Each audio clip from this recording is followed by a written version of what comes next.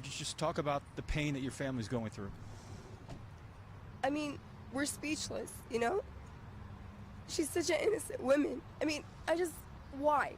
Why did you do that? She's a housewife. She's innocent. She hasn't hurt anybody. You know, she's a mother of 5. Why did you do it?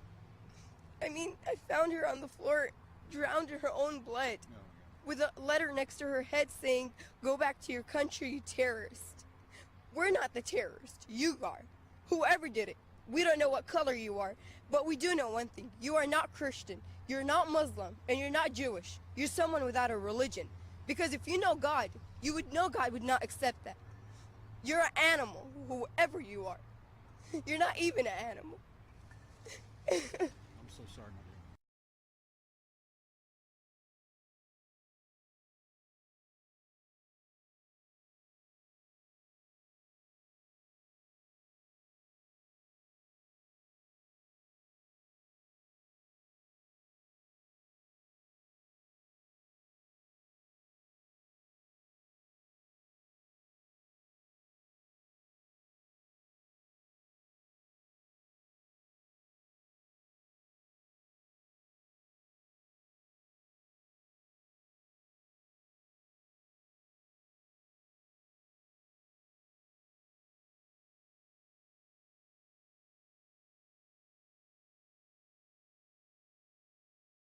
I have a very, very strong message for everybody today. Recently, we heard that one of our sisters in France, in Paris, was attacked. 2 racist thugs, these 2 fascist dogs, they'd ripped off the hijab, the headscarf of this sister, and tried to cut her hair. And she was so worried because she was pregnant. And she said, "Stop, I am pregnant." And what these fascist, heartless, dishonorable human beings did is that they kicked her stomach repeatedly.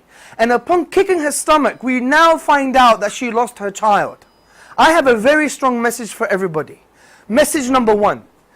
Our religion, Islam, teaches us to protect all human beings, and specifically to protect women, regardless of religion, regardless of ethnicity.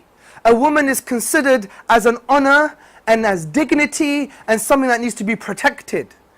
And I tell everybody, any human being with an ounce of conscience, an ounce of self-awareness, an ounce of honor, that if they ever see or hear such a thing happening, that they would use any means necessary within the law to try and stop this thing from happening.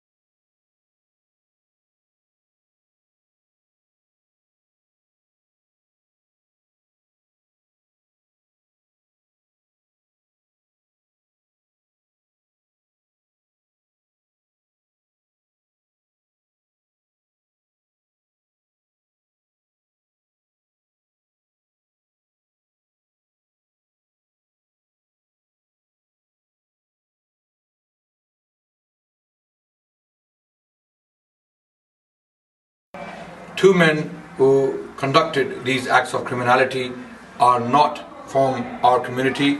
They do not represent us in any shape or form. And I want to highlight that the far right is going to take full advantage of this situation, and they're going to spread a lot of hatred about Islam and Muslims.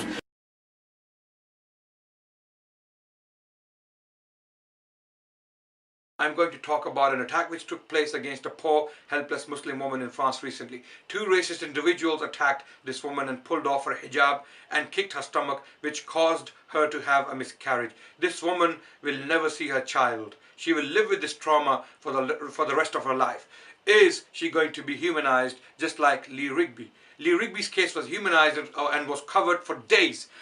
His family was put on TV, his wife was crying, and the entire country felt sorry for him and his family. Rightly so.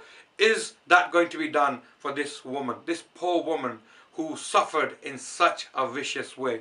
She was attacked by two hateful individuals who were encouraged or driven by this hatred, pumped into their minds by the media reporting. Media is reporting on Muslims deliberately in a very negative way and is causing a lot of hatred against Muslims around the world. So the point is the media going to stop these attacks against Muslims or not? This is the point. Are the presidents and the prime ministers in Europe going to take any action against such crimes and tell the media to start reporting responsibly? So we have to humanize the Muslims just like any other human being. Muslims are as humans as Lee Rigby or anyone else. So justice has to be done. Two mosques were burnt recently in London and they were razed to the ground. And hardly any reporting was done. 200 attacks against Muslims were reported after the Woolwich attack. And they were hardly reported. Why is this happening, brothers and sisters, ladies and gentlemen?